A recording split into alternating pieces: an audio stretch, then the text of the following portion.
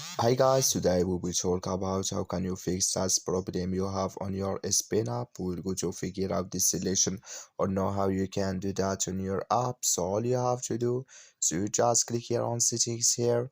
So and you come to next step, then all you have to do, so you just go down here and you click here on apps.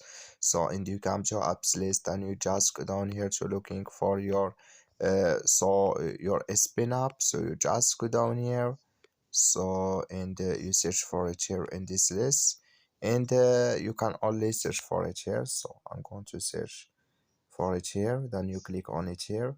So then it's going to take you to next step, then you just click here on force stop and you click here on OK.